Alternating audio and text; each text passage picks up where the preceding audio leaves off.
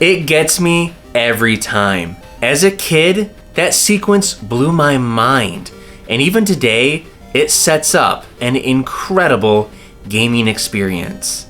Back in the 80s, anime was exploding in popularity in Japan. These shows had great plots, cute girls, and tons of action, so the conversion of an anime show into a video game seemed inevitable. One of the earliest conversions was Zillion, which aired from April 1987 to December 1987 in Japan.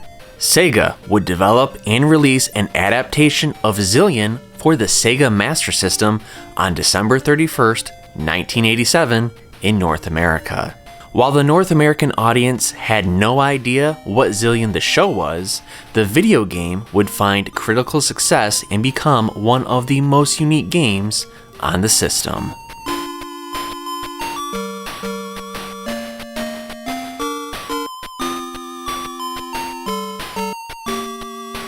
Welcome to my Zillion review. I'm Tiger Chainsaw, and I am glad you are here to watch this. Zillion was and is an incredible game that helped define the Master System as an underrated gem. And today I am excited to show love to one of my favorite games of all time. Now, if this is your first time on my channel, or if you just haven't yet, make sure you hit that sub button because I have plenty of Master System content on my channel, and I also have tons of game reviews that I've already done. So hit that sub button to make sure that you don't miss any of that stuff. Today, we are going to feel the power of the Zillion. An underground maze awaits us ahead. Our squad has been captured, and it's up to us to solve the computer codes and rescue them, along with taking down the Norsa Empire. Let's start with the plot of Zillion, but be warned, spoilers are ahead.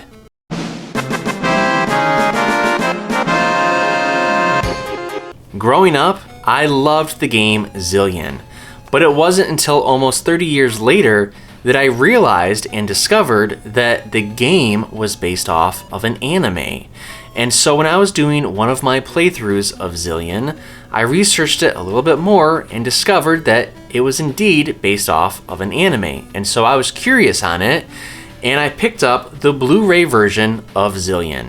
It's short, there's only 31 episodes, but it really added to the characters that I was playing on the screen as. I learned their personalities, I learned their traits, I learned their rivalries, and it was just a treat to learn more about the characters in the game of Zillion that was based off the anime. Now, this anime isn't crucial to you understanding the game, it's quite simple, but it was just a little treat to me. And so, going off of that, here is the plot of the game. Our main character is JJ. His mission is to infiltrate the Norsa Empire underground laboratory, collect 5 floppy disks that contain top secret plans, and rescue 2 other members of the team, and finally destroy the main computer in the base. He's a bit of a goof-off, but he has a big heart and always seems to pull through when he's needed in the anime show. JJ is part of an organization called the White Knights and has 3 other members on the mission with him. Amy will stay on the ship and heal you if you approach her. Her role is to keep the ship running and report back to the White Knights headquarters. Apple is a female White Knight, and I say that boldly because the manual says she is a he, and it's clearly a mistake. In the anime, Apple is a female, and her figure confirms this in the game as well as her face. Apple has been captured, and you need to rescue her. In the anime, Apple is a strong female character who is an excellent shot and is a top-tier soldier. She's no pushover and is capable of difficult missions. Now there's another member of your team who has been imprisoned in the base. His name is Champ, and he's a bit of a dick. He's the squad mate that is great at everything except checking his ego.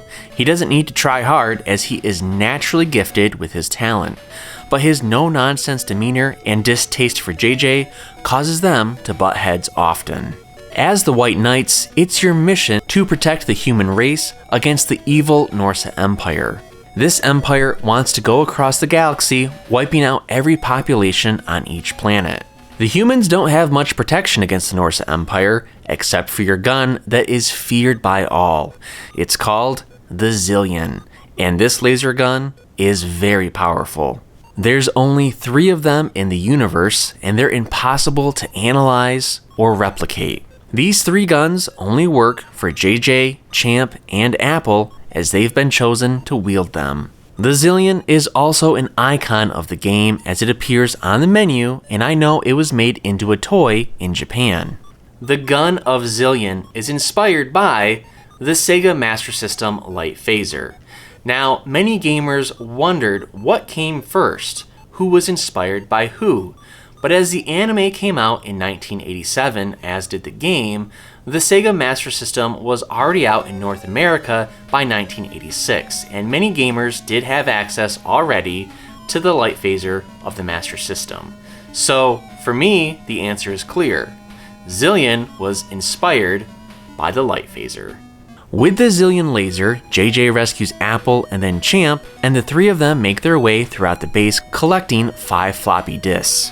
Once you've collected the floppy disks, you'll need to start the self-destruct sequence of the Norse Empire base. You'll have 300 seconds to escape the base once the code is set. Once you start the sequence, you'll exit the computer room and you'll be greeted by a mecha lizard that shoots blue fire. It scared me honestly during my Zillion playthrough because I was not expecting it at all. It's the only boss of the game and there wasn't anything like this in the anime. After your team takes down the mecha lizard, you make your way back up to the ground and escape on the ship with your team. You receive a small message about how you destroyed the base and how you've completed the mission. Now, the main villain of the Norse Empire is one of the weirdest enemies. In the anime, the one pulling all the strings is Empress Admiss, but JJ and the gang regularly fight her top commander, Baron Rix. In the game, you never fight him or see him, except for when you die or beat the game. He just says a few words and that's it.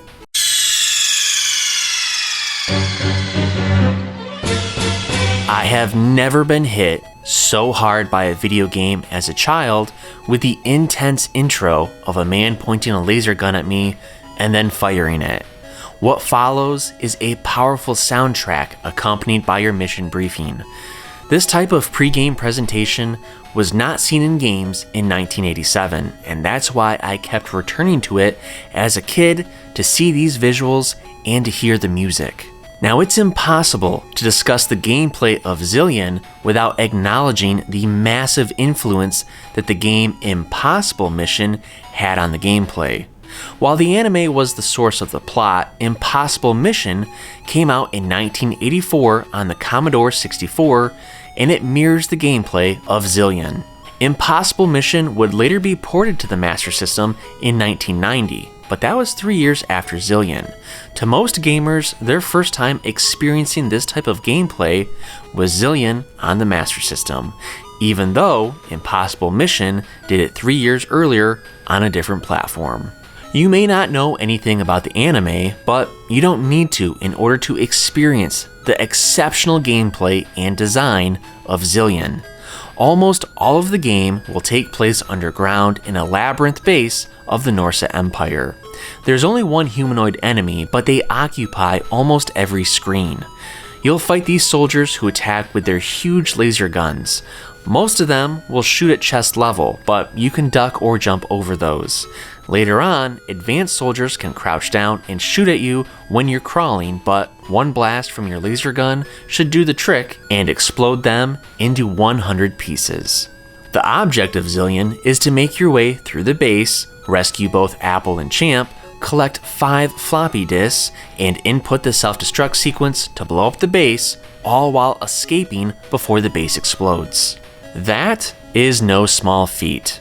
In this huge base will be small hallways and elevators, but the majority of the base will be single-screen rooms that have numerous obstacles in them.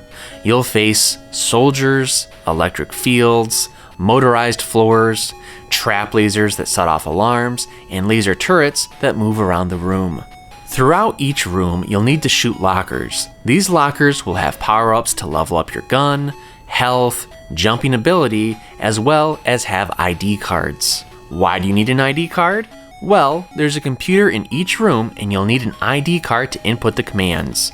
In the lockers will be symbols and you'll need to memorize the symbols that are in the lockers and input them into the computer to unlock the next door or elevator. You'll encounter close to 50 different rooms and each one is unique and filled with various dangers that increase the deeper you go into the base. You'll know that you're getting deeper into the base by the color of the walls. Light blue is top level, red is middle of the base, and dark blue is deep within the base. Expect to be challenged the deeper you go. If you want to play the old school way, you'll need to sketch a map as you go because you will get lost in the maze. It's also necessary to escape the base when you set the main computer to self-destruct, so having a map makes it much easier to escape. If you don't escape, you'll die. To go deeper into the base, there are rooms that you may be able to access, but won't be able to pass unless you have properly leveled up your gun or jumping ability. The characters you rescue will have different properties. JJ is the most balanced overall, but Apple can jump high and runs the quickest. Champ is slow, but has the most health and starts off with a powerful gun. Once you rescue the other characters, you can switch between them to figure out each room. Now back to the computer commands. Remember, this was made in 1987. Sega had an incredible vision and created a video game where you could use computers to advance. It's brilliant, but not just because you can type in a few commands to pass on to the next room. You can program the computers to stop the turrets, the lasers, and the electric fields. You can even bring up a map, warp back to the elevator, and you can even commit suicide. One thing that felt out of place in Zillion was the boss sequence once you input the code. You fight a giant mecha lizard, which can be a mild challenge. This would have been a great entry into fighting against Baron Rix, who is the main villain in the anime and antagonizes you each time you die in the game. I was a little bit disappointed that he wasn't really involved in this game, despite being shown on screen. While there is a wonderful pre-game presentation, there isn't too much in terms of ending presentation. You'll get a mission complete message and you'll see the faces of your squad along with their body stats. It would have been cool to see the ship blasting off into space or a celebration photo of the White Knights together. Some critics will say that Zillion has very repetitive gameplay.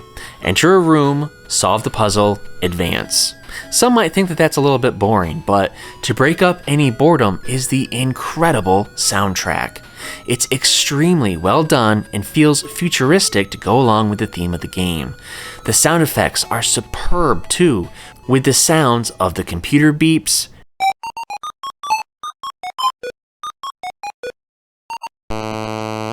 you jumping, and the savageness of the enemies exploding.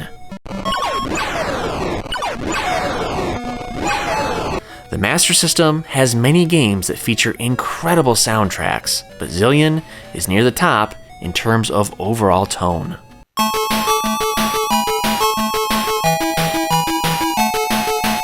Zillion is special to me because the first game console I ever had was the Sega Master System. For some reason, my dad had a copy of Zillion. It was so far advanced for a kid to play, and it's difficult now as an adult to beat. I loved the sounds and the music that played during the game, but I never came close to ever beating the game as a kid. I remember one time I rescued Apple, and I thought I was the next savior of video games. Looking back at it now, I'm still impressed that I managed to do that when I was 6 or 7. It's surreal to beat the game now and complete my Zillion review over 25 years later. Zillion presents a unique video game based on an anime that few have ever seen. The Sega Master System has very few mega hits on it, but numerous under-the-radar games. Zillion would be at the top of that list. It's futuristic, difficult, and requires a combination of skill and memorization. It's a treat for anyone who enjoys a challenge. I highly recommend it if you have the patience to map the labyrinth. Nice job, Sega. I'm giving Zillion a 9.3 out of 10, making this a masterpiece. This is one of the best games on the Master System, so if you do own that console, get this game into your collection and experience the power of the Zillion for yourself. So that was my review of Zillion that was released on the Master System in 1987. Have you guys played Zillion? What are your thoughts on this game? If you haven't played it, do you want to play it now? Does it look any good to you? Leave me a comment below, and while you're there, don't forget to like this video and subscribe to my channel to watch plenty of Master System content and other game reviews. In fact, I just released one about Submarine Attack not too long ago, so check that out after this video. But I want to get back to Zillion. Zillion is so special to me, and I would love to hear from other Zillion fans because it's almost a cult following, because if you've played the game, you know how good it is. You love the soundtrack, you love the presentation, and the gameplay is a lot of fun. So I'm hoping to connect with other Zillion fans, so if you know of any, share this video. In the meantime, happy gaming, thanks for watching, and make sure you play a video game today.